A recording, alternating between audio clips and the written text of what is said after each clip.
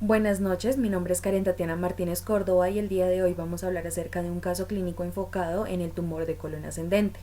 Vamos a empezar hablando de la historia clínica del paciente y después vamos a dar una breve discusión del tema. Los objetivos del día de hoy son destacar la relevancia de la detección temprana y la adopción de hábitos saludables para prevenir el cáncer colorectal, informar sobre la incidencia y gravedad del cáncer colorectal, promover la detección temprana e informar sobre las opciones de tratamiento para esta patología. En la historia clínica del paciente primero vamos a tener los datos personales como nombre, identificación, edad y la cama en la cual va a estar hospitalizada. El motivo de consulta del paciente fue he bajado mucho de peso. En la enfermedad actual tenemos un paciente masculino de 74 años quien consulta al hospital de Túquerres por pérdida constante de peso no cuantificada, en donde sin resolución dan salida. A los 4 meses asiste a médico particular en el Ecuador, donde realizan colonoscopia determinando que posiblemente el daño estaba en el colon, por lo que remiten a la Fundación Hospital San Pedro. Al llegar, el paciente refiere pérdida de peso no cuantificada y un leve dolor de 4 meses de evolución localizado en mesogastrio, no irradiado, de carácter urente, de intensidad 2 de 10 según la escala análoga del dolor. Refiere que cuando camina empeora un poco el dolor y cuando se queda quieto se atenúa. Refiere también automedicación con esomeprazol con adecuada mejoría y refiere que es primera vez que presenta un cuadro similar. En la revisión por sistemas encontramos astenia, dinamia, palidez, ortopnea, ardor gástrico, melenas y una pérdida de peso no cuantificada. En los antecedentes patológicos vamos a tener hipertensión arterial y una hipertrofia prostática. En los quirúrgicos, una herniorrafia inguinal. Inmunológicos, 2 dosis para COVID-19. En los tóxicos, exposición constante al humo de leña. En los farmacológicos, tamsulosina, trimebutina y esomeprazol, y en los familiares vamos a ver que la hermana murió por leucemia y la sobrina tiene cáncer de mama. En el examen físico tenemos a un paciente hemodinámicamente estable, orientado en las 3 esferas, con los signos vitales dentro de los rangos normales. En el examen físico segmentario, lo positivo que se encontró fue en los ojos, arco senil bilateral, pterigio bilateral, en el abdomen, ruidos hidroaéreos aumentados y leve dolor a la palpación profunda en el mesogastrio, y en las extremidades tanto superiores como inferiores se encontraron máculas con presencia de costras. En la impresión diagnóstica tenemos como diagnóstico sindromático síndrome de dolor abdominal agudo y en diagnóstico etiológico tumor de colon ascendente y en diagnóstico diferencial hemorroides. En el análisis del caso tenemos un paciente masculino de 74 años de edad quien cursaba su 4.º día de hospitalización por un tumor de colon ascendente estudio. Al momento el paciente se encuentra hemodinámicamente estable, orientado en las 3 esferas, refiere sentirse bien, con patrón de sueño adecuado, buen apetito y con un buen hábito diurético y deposicional. Al momento requiere resultado de biopsia para poder pedir interconsulta con oncología y poder definir manejo a seguir. En las órdenes médicas tenemos que hospitalizar al paciente, obtener 2 accesos venosos, mantener vía oral, darle al paciente solución salina al 0.9%, naproxeno si presenta dolor y esomeprazol una vez al día. En los exámenes que se le van a pedir al paciente van a ser hemograma, BUN, creatinina, coprológico, coproscópico, marcador tumoral, el antígeno carcinoembrionario, la radiografía de tórax, el TAC de abdomen y la colonoscopia con toma de biopsia. Se va a pedir revalorar por medicina general, se solicita interconsulta por cirugía general y se solicita interconsulta por oncología. Se debe tener control de los signos vitales informando cambios, el paciente no presenta riesgos de caídas ni úlceras por presión y se debe tener cuidado de los accesos venosos. En la conciliación medicamentosa vamos a tener trimebutina, tamsulosina y esomeprazol, los cuales se deben conciliar. Hablando ya del tema, vamos a ver que un tumor es un crecimiento anormal de células que en este caso se van a dar específicamente en la parte ascendente del colon. El colon ascendente es la primera sección que va a seguir al ciego, la parte más baja del intestino grueso, y se va a encontrar en el lado derecho del abdomen. Los tumores en esta área pueden ser benignos, que no van a ser cancerosos, y pueden ser malignos, que ya van a ser cancerosos, y en este caso el más común es el cáncer colorectal. Hablando ya de los pólipos colónicos, vamos a ver que estos son crecimientos anormales de tejido que se van a desarrollar en el revestimiento del colon o del recto. Estos pólipos van a ser como pequeñas protuberancias que van a sobresalir en la mucosa del colon y, como se puede ver en la imagen, pueden variar en tamaño y en forma. Algunos pólipos pueden ser benignos, lo que significa que no van a ser cancerosos y generalmente no van a causar problemas significativos.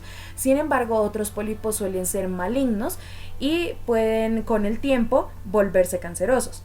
Esto se dice que es más común en los pacientes mayores de 50 años, aunque también se puede ver en los pacientes jóvenes porque tienen síndromes de poliposis hereditaria. En cuanto a la epidemiología, el 30% afecta a los mayores de 50 años, afecta más a los hombres que las mujeres y vamos a ver que se ve más común en las poblaciones negras. En la etiología pues se desconoce como tal una etiología exacta, pero vamos a tener unos factores de riesgo. En este caso vamos a hablar del estilo de vida. Hablando de la dieta, vamos a ver que los pacientes van a tener más riesgo los pacientes que consumen carnes rojas, alto en grasas, bajo en fibra, los pacientes que son obesos, que son sedentarios, hábitos como fumar cigarrillo, tomar alcohol, y también vamos a tener la predisposición genética en donde vamos a tener el síndrome de poliposis hereditaria. Hay que tener en cuenta también los antecedentes personales, porque si el paciente ya ha tenido pólipos anteriormente o ha tenido cáncer de colon, pues tiene como un mayor riesgo de desarrollar nuevos pólipos. En cuanto a la clasificación, vamos a ver que estos se van a clasificar según sus características y según el potencial maligno que tengan. Vamos a ver que los que tienen un bajo potencial maligno son los pólipos inflamatorios, los mucosos, los submucosos y los hiperplásicos. Las características que van a tener estos es que no van a tener como cambios muy notorios en las capas del colon. Vamos a ver que los pacientes van a presentarse asintomáticos y la medida que van a tener es menos de 5 milímetros. En este caso se puede resaltar que los más comunes son los pólipos hiperplásicos que se pueden presentar en el colon distal. Hablando de los pólipos amartomatosos, vamos a ver que estos pueden ocurrir en todo el tracto gastrointestinal y cuando se presentan solos van a tener un bajo potencial maligno, pero si se presentan en compañía de otros síndromes, el potencial maligno va a aumentar. En los pólipos que tienen un potencial maligno moderado vamos a tener los pólipos cerrados sésiles, el adenoma cerrado tradicional. Vamos a ver que estos ya van a medir más de 5 milímetros, van a verse más que todo los cambios en las capas del colon.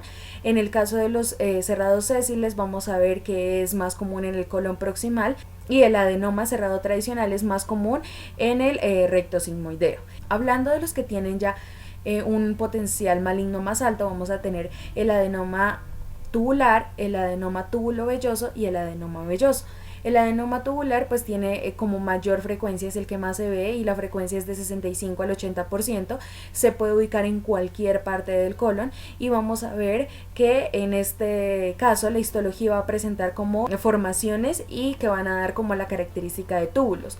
El adenoma tubulovelloso tiene una frecuencia de 10 al 25% y vamos a ver que este va a tener características tanto tubulares como vellosas.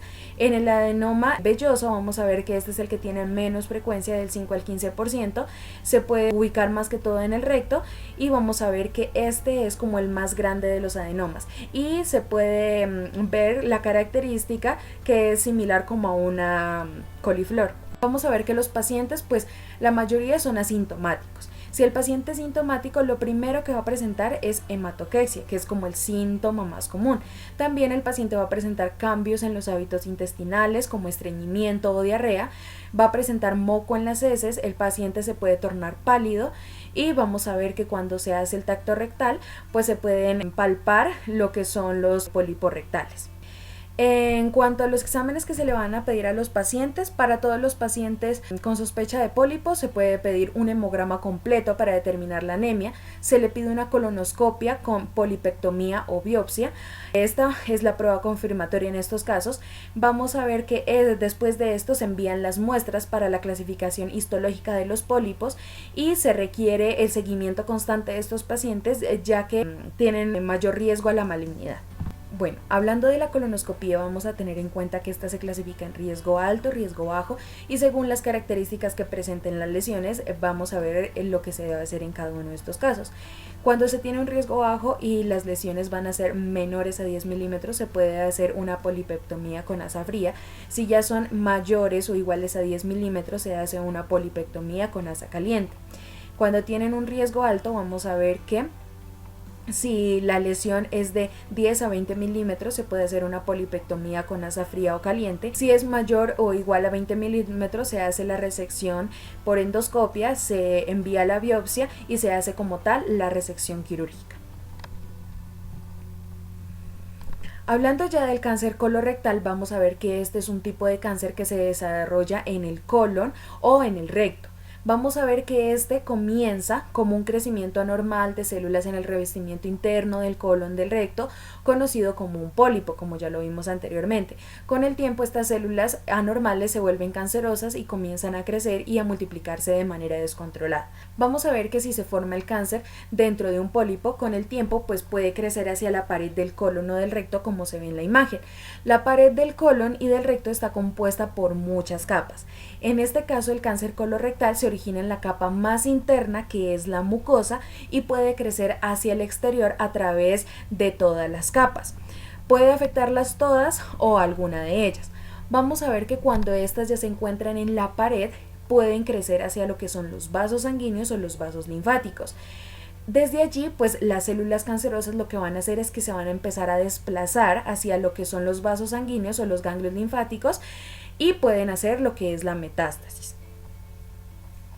En la epidemiología vamos a ver que, excluyendo lo que son los cánceres de piel, el cáncer colorectal es el cuarto cáncer más común en los Estados Unidos. Representa aproximadamente el 8% de todos los casos nuevos de cáncer y vamos a ver que la incidencia es entre los 65 y 74 años de edad y tiene una prevalencia aproximada del 0.4%. En este caso vamos a tener una imagen en donde nos muestra la incidencia, vamos a tener los casos nuevos de cáncer para el año 2021 y el porcentaje que van a presentar. Aquí en la imagen podemos ver que lo azul es para los hombres, lo rosado para las mujeres. ¿Qué quiere decir esto? Que el cáncer colon rectal representa para los hombres aproximadamente el 9.9% de los nuevos casos y para las mujeres el 6.9%, siendo el quinto caso de cáncer más común en estos casos. Para Colombia, en este caso vamos a tener la mortalidad de los pacientes también en el 2021.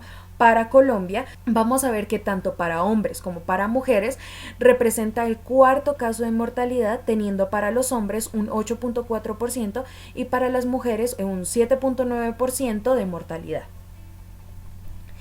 En la etiología aquí vamos a tener una imagen en donde vamos a hablar acerca de lo que es la vía de inestabilidad cromosómica y la vía de inestabilidad de microsatélites. En la vía de inestabilidad cromosómica, ¿qué es lo que va a pasar? Se va a generar la pérdida de un gen supresor de tumores, el cual es el APC, el cual va a dar como resultado un epitelio hiperproliferativo, debido pues a una pérdida de adhesión celular y un aumento de proliferación celular. Se va a dar una mutación en el gen CRAS que da como resultado una señalización celular y una proliferación celular desreguladas, lo que va a llevar a la formación de un adenoma. En este caso, la pérdida de los genes supresores de tumores, que es el TP53 y el DCC, va a dar resultado la transformación maligna de un adenoma en carcinoma. Y hablando de la vía de inestabilidad de microsatélites, vamos a ver que las mutaciones adquiridas o heredadas en los genes reparadores de discordancias, especialmente en el MLH1 y el MSH2, van a provocar una proliferación anormal y una formación de adenomas y de carcinomas. En cuanto a los factores de riesgo del cáncer colorectal, vamos a tener la edad avanzada, generalmente los pacientes mayores de 40 años, los síndromes hereditarios. La historia familiar es muy importante porque se dice que aproximadamente en el 25% de las personas con cáncer colorectal tienen antecedentes familiares positivos. La poliposis adenomatosa familiar también es importante, ya que en el 100% de los individuos se dice que habrá un desarrollo de lo que es cáncer colorectal en la edad de 40 años. Y también vamos a tener el cáncer colorectal hereditario sin poliposis, ya que este puede tener una progresión a cáncer colorectal aproximadamente en el 80% de los casos. El cáncer colorectal en estos casos puede ser asintomático, especialmente durante las primeras etapas, como se dijo anteriormente, pero cuando ya empieza a evidenciarse vamos a tener los síntomas constitucionales, como puede ser pérdida de peso, fiebre, sudores nocturnos, fatiga, el malestar abdominal, y vamos a ver que estos se van a clasificar de acuerdo a las características clínicas que puede presentar en cuanto a la parte del intestino que esté afectada. Hablando de lo que son los carcinomas de colon del lado derecho, que es el caso que estamos hablando, vamos a ver que estas son neoplasias malignas del intestino grueso que surgen del ciego, el colon ascendente o el colon transverso. En estos casos lo que más se va a ver es como la hematoquesia, las melenas, las manifestaciones de anemia por deficiencia de hierro y lo que es la diarrea. Hablando de lo que son los carcinomas del lado izquierdo, vamos a ver que estas son neoplasias malignas que se van a presentar en el intestino grueso, que surgen del ángulo esplénico, el colon ascendente, el colon sigmoide o la unión rectosigmoidea. Vamos a ver que las características clínicas en estos casos son más que todo los cambios de hábitos intestinales, como diarrea, estreñimiento, hematoquexia, el dolor abdominal tipo cólico, pues esto debido a la obstrucción. En los carcinomas que van a ser rectales, pues vamos a ver que estas son neoplasias malignas del intestino grueso, ubicadas aproximadamente menor o igual a 15 centímetros desde el borde anal. En cuanto a las características clínicas, vamos a tener la hematoquexia, el dolor rectal, el tenesmo, las flatulencias y la incontinencia fecal. Hablando de lo que es la enfermedad metastásica, vamos a ver que el cáncer colorectal puede hacer metástasis por vía hematógena, por vía linfática, por vía transperitoneal. Vamos a ver que estas pueden ser como la primera manifestación del cáncer colorectal. Se dice que las más comunes son las metástasis hepáticas, aproximadamente de un 40 a un 50%. El paciente en estos casos va a generar ascitis, distensión abdominal, hepatomegalia, ictericia, anorexia o saciedad temprana. También vamos a tener las metástasis pulmonares, en donde el paciente va a referir disnea, tos, hemoptisis o derrame pleural. En las metástasis peritoneales vamos a ver que el paciente va a presentar ascitis, distensión abdominal, dolor abdominal difuso y lo que es obstrucción intestinal. Hay que tener en cuenta que la sensibilidad y la especificidad de los síntomas del cáncer colorectal van a ser muy limitadas. Por eso hay que saber cuáles son las señales de alerta del cáncer colorectal, y así nos ayuda a impulsar una mayor investigación. En estos casos vamos a tener las melenas, hematoquexia, hábitos intestinales alterados, pérdida de peso inexplicable y anemia por déficit de hierro inexplicable. En cuanto al diagnóstico, pues se debe hacer lo que son estudios de laboratorio, en este caso pues el hemograma completo para mirar si el paciente tiene o no anemia. Hay que pedir el antígeno carcinoembrionario. Hay que tener en cuenta que el antígeno carcinoembrionario no sirve para dar una detección, ya que se puede ver alterado por diferentes patologías diferentes a las del cáncer colorectal. También hay que pedir la química y la coagulación del hígado, ya que, como dijimos anteriormente, la metástasis que más se va a ver reflejada en este caso va a ser al hígado. Entonces, cuando hay metástasis en el hígado, estas se van a ver alteradas y van a ser anormales. Vamos a ver que todos los pacientes, pues con sospecha de cáncer colorectal, deben someterse a una colonoscopia completa con biopsia de las lesiones sospechosas. Una vez pues ya se confirma el diagnóstico, se requieren pruebas adicionales para estadificar el cáncer y así guiar el tratamiento. Primero, pues se va a hacer lo que es un examen rectal digital. Vamos a ver que se debe hacer en todos los pacientes con hemorragia gastrointestinal baja u otras señales de alerta para el cáncer colorectal. En este caso vamos a ver que los cánceres de recto pueden ser palpables cuando se hace el tacto rectal, y vamos a ver que si se tiene evidencia de sangre en esta prueba puede indicar un riesgo para lo que es el cáncer colorectal. También se debe pedir lo que es una sigmoidoscopía flexible con o sin anoscopia. Esta se hace más que todo en los pacientes que tienen hematoquexia intermitente, es escasa y pues tienen también alguna de las características, como puede ser edad menor a 40 años, no tiene otras señales de alerta para el cáncer colorectal y no tiene factores de riesgo para el cáncer colorectal. La colonoscopia completa vamos a ver que es la prueba de referencia para el cáncer colorectal, ya que permite la visualización directa y la biopsia de pólipos y lesiones sospechosas. Todo se debe hacer en todos los pacientes que tengan sospecha de cáncer colorectal y vamos a ver que se requiere una biopsia para poder confirmar el diagnóstico. También se debe pedir lo que es tomografía de abdomen, pelvis y tórax. ¿Esto por qué? Por el riesgo de metástasis en estos casos. Bueno, en cuanto a la clasificación, nos vamos a enfocar en lo que es la TNM de tumor, ganglio y metástasis y la clasificación de Dux. Vamos a tener en la clasificación de TNM de un estadio 0 hasta un estadio 4. En el estadio 0 vamos a ver que va a afectar lo que es la capa como más superficial, es decir, la lámina propia. Vamos a ver que no va a tener afectación de ganglios y no va a tener metástasis. En el estadio 1 vamos a ver que puede afectar lo que es la submucosa o puede afectar también la lámina muscular propia. No va a tener ganglios afectados y no va a tener metástasis. En el estadio 2 puede afectar lo que es la subserosa o también puede afectar todas las capas del colon. No va a tener ganglios afectados y no va a tener metástasis.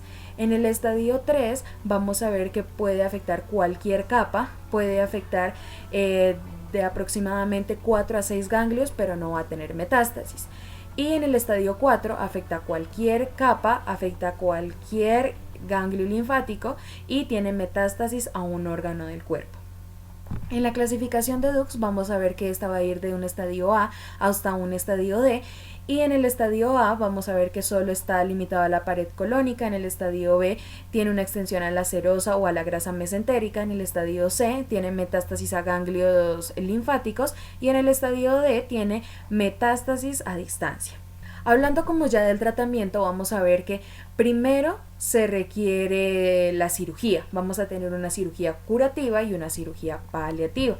Hablando de la cirugía curativa, está indicado en cualquier tumor que puede ser resecable, tiene metástasis también la cual puede ser resecable. La cirugía paliativa está indicado más que todo en los pacientes que tienen metástasis las cuales no son resecables. Entonces, en este caso se recomienda hacer un bypass intestinal en donde se puede hacer una anastomosis, se puede hacer una colostomía o también se puede colocar un stent enteral para lo que es el cáncer colorectal obstructivo u oclusivo. También se puede dar lo que es una terapia sistémica en donde se puede tener la quimioterapia o la radioterapia. Eso fue todo y muchas gracias por su atención.